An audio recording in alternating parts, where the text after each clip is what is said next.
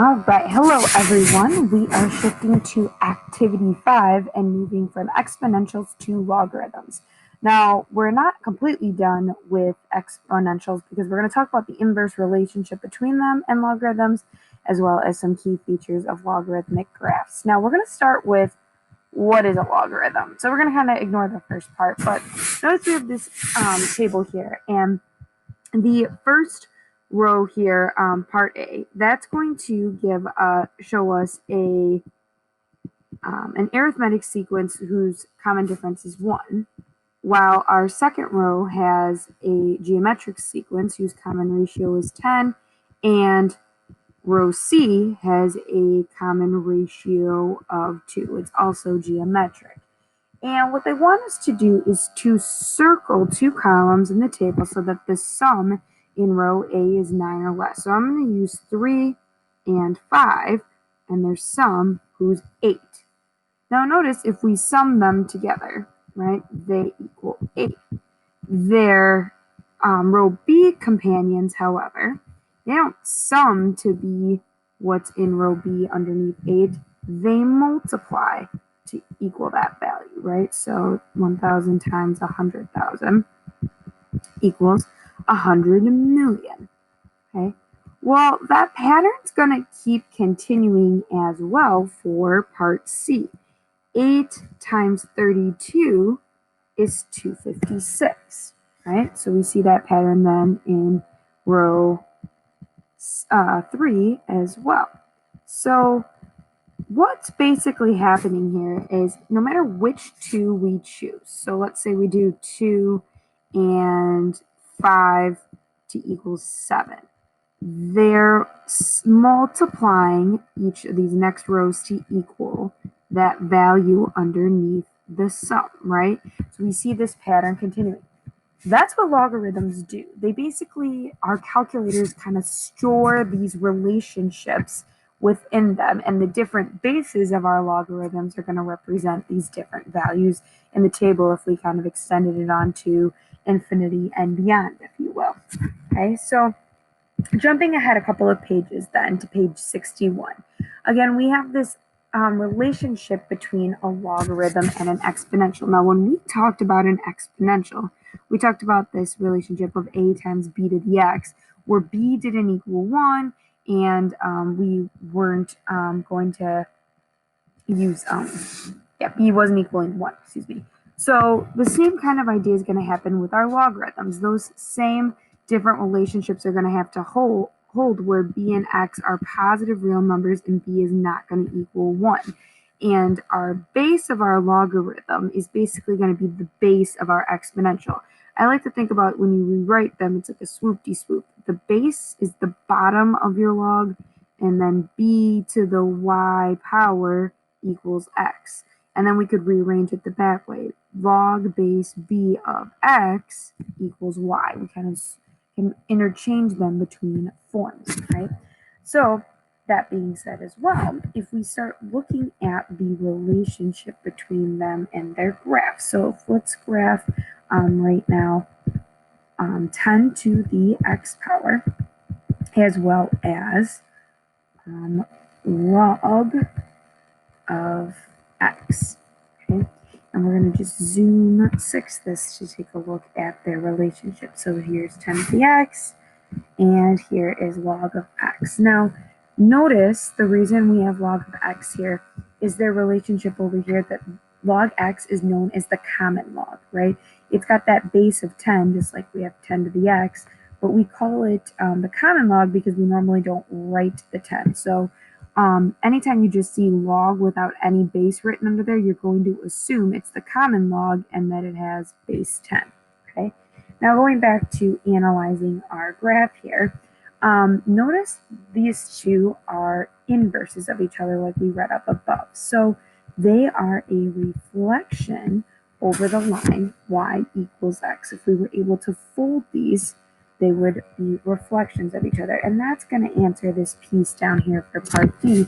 How does this support that they are reflections over y equals x, right?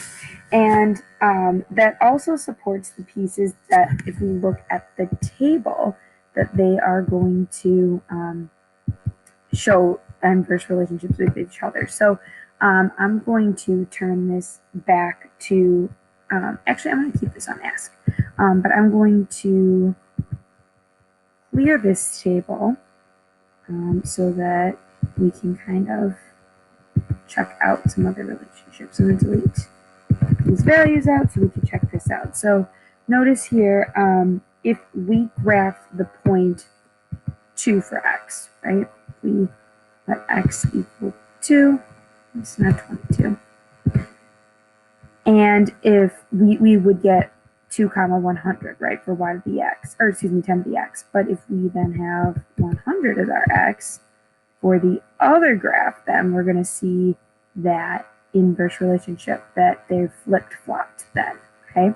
So that's another example of why these guys are inverses of each other, because their flipped coordinates are going to lie on each other's graphs, right, if we flip them around. Now, domain and range-wise, our domain of the log function, notice in red, the domain is only from 0 to infinity, right? We're not going on forever and ever and ever either direction, just to the right. We can't plug in 0. The range, however, it doesn't look like it on our graph, but this actually is going all the way to negative infinity. It's just getting really, really close to that vertical asymptote. So the range then is negative infinity to infinity. Now, a reminder, because these are inverses of one another, the domain and the range are going to flip-flop. Oops, let me start with domain again.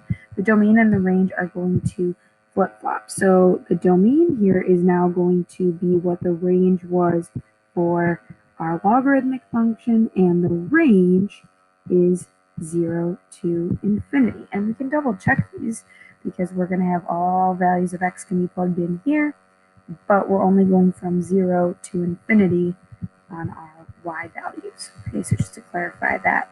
And like I said, this is just basically stating in words what I was talking about, that the domain and the range flip-flop between the inverse functions.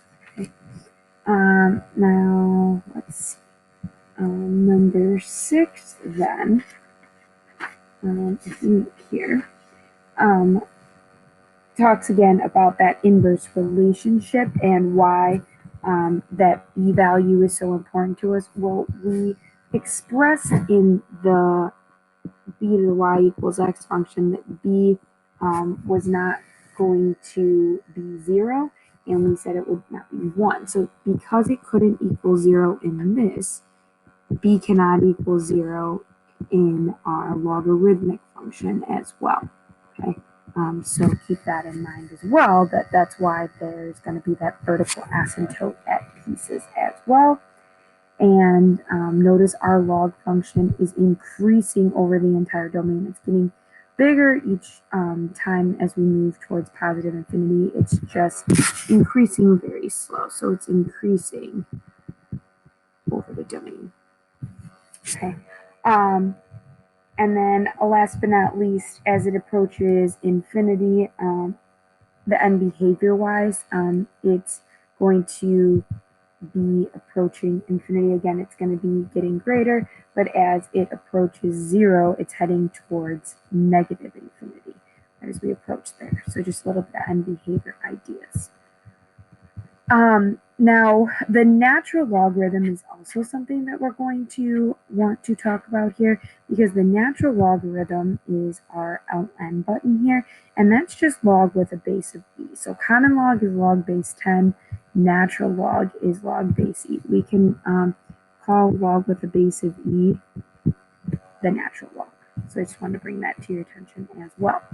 Why? Well, we're going to talk about some basic properties with these, because if we type into our calculators log of x, so in this case log of 1, log of 10, log of 10 squared, log of 10 to the 5th, what we're seeing here is that they are basically undoing each other. so that just the exponent is left, right? Except for log of 1, which is always going to equal 0. So notice here we have 1, 2, 5, and it's going to be the same process with ln. We have ln of 0 is going to be 1. Oops, excuse me, not ln of 0. ln of 1 is going to be 0. Sorry, not ln of 0. That's an error, as we talked about above. And then ln of e is 1, but oops, ln of e is, there we go, squared. It's going to be 2, and you get the idea. It's going to come out each time to match the exponent. So 2, 5. A couple of the properties then that you are definitely going to want to start keeping track of here is, again, anytime we have log or natural log of 1, we're going to get 0. Any time we have log base b to the same base x power, we're going to get whatever x is, okay? And that was what we showed in the chart up above. And then last but not least, these guys kind of canceled each other out, like we saw here when we made them match the base, and we just get 1. Okay. Now exponential form wise, anything to the 0 power is 1, so we know that. And then b to the first power is b, same thing with e. Remember that still carries that value of 2.71-ish. And finally, b to the x power is going to be whatever b to the x power is, and same thing with b to the x. Okay. All right. So to start solving these, what we want to look at is, what I like to do is think about rearrangement, right? Because if we're trying to solve for what this equals, going back to what we talked about with rewriting this as an exponential, the base of our log is the base of our exponent. And so b to the x power equals 27, and 3 to the third power is going to give us 27. So same idea here. If we rewrite this, 4 to the y power equals 2. Well, the square root of 4 is 2, aka the 1/2 power. And then last but not least, if we try to solve here, 10 to the z equals 1 over 100. Well, 10 squared is 100, so 10 to the negative 2 power is going to give us 1 over 100. Now, you can also use your calculator to check these. And for those of you with a newer calculator, you can hit math, alpha, math to get your log to pop up here, right? So if we want to test out log of 3 of 27, we get 3. Now, a reminder, log itself is log base 10. So if we're looking for example C, log of 1/100th is the negative 2. So we can use our calculators to check this out.